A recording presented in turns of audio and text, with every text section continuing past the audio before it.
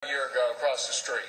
You started the Healthcare Summit by saying one of the promises you want to make is that people ought to be able to keep the health insurance that they have.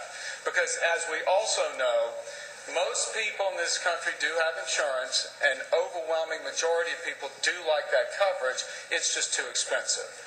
Well, the CBO sent a letter, I think it was to Leader Reid, about the Senate bill. And in that letter, it suggested that between 8 million and 9 million people may very well lose the coverage that they have because of this, because of the construct of this bill. That's our concern. And so, as we're in the market, in the section of this discussion about health insurance reform, I know, Mr. President, that you have suggested strengthening oversight of insurance premium increases because we want to make sure that there aren't excessive insurance premium increases that take place.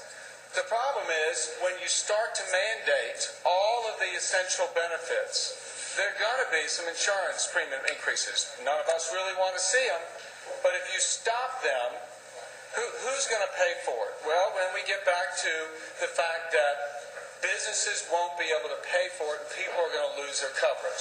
So I guess my question to you is, in the construct of this bill, if we want to find agreement, we really do need to set this aside. And we really do need to say, okay, the fundamental structure is something we can agree on, but there are certainly plenty of areas of agreement. And because I don't think that you can answer the question in the positive to say that people will be able to maintain their coverage, people will be able to see the doctors they want in the kind of bill that you're proposing. Well, let me, since you asked me a question, let me respond.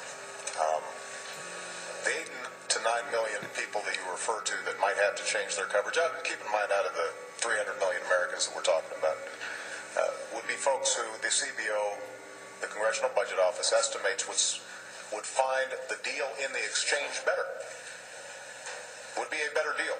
So yes, they would change coverage because they've got more choice and competition. So let's just be clear about that, point number one. Point number two. When we do props like this, you stack it up and you repeat 2,400 pages, etc. The truth of the matter is that healthcare is very complicated. And we can try to pretend that it's not, but it is.